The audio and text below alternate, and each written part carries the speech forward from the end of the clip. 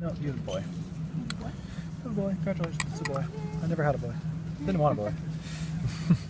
Quite happy with girls. All right, mantle. All right, so we're not even in the squid yet. We haven't cut into the squid. It's the mantle brings the water in, forces it over the gills under pressure for better gas exchange, forces it out the siphon for jet propulsion.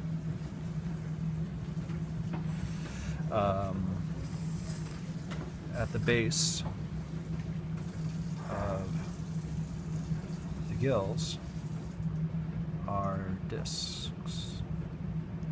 Get through this glob here. The discs, this is one of them, are accessory hearts. So the heart up here pumps the rest of the body. The blood loses pressure. Right?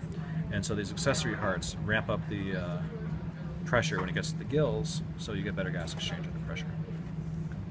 So again, gill and gill. See what's in the stomach.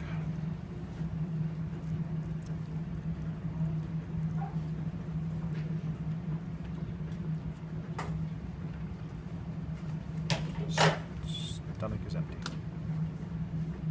How sad. Okay, here's the liver that you cut into a little bit. Okay. On top of that is this black line. This is the ink sac. So ink sac. So they have squid ink, right? So if you were a predator coming after the squid, it would put out a big smoke screen of ink and swim away. Siphon retractor muscles here, here. Okay.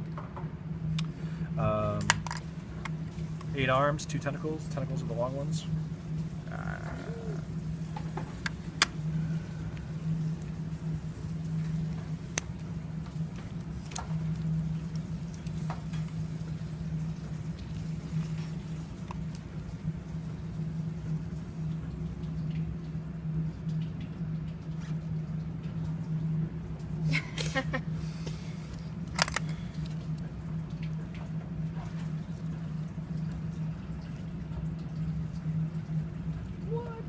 They have a beak. Oh my gosh. Are you serious? They have a beak. What? It's their mouth. They have a beak. Oh, that's enough.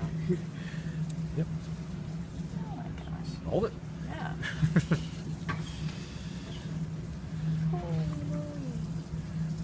Also, because they're visual predators and they communicate visually, they have very complex eyes, which are analogous to our eyes. They're very similar to our eyes. There it is. It's a little gooey. All right. So they've very good vision. All right. So all you do is you take this part off, that part off, chop it into rings, put a little Fra Diavolo sauce, you got yourself a nice little meal. Nice. All right. Thanks. Okay. That thin ribbon right there. Yep. It's your intestine. Okay. It's 1 cell thick, very thin, very fragile. So this is a pseudocoelomate, right? So everything's all mixed together, and wrapped up together, and there's a lot of pressure inside of it. It's constantly wiggling, like you saw the vinegar eels doing, I assume. And so that pressure and movement moves the food through the intestine. It doesn't have any musculature to it. Right? So it's 1 cell thick, very fragile. Everything else in here is reproduction. So they find their way into a host. They have all their food delivered to them. They don't have to do anything or put their energy into anything except sex.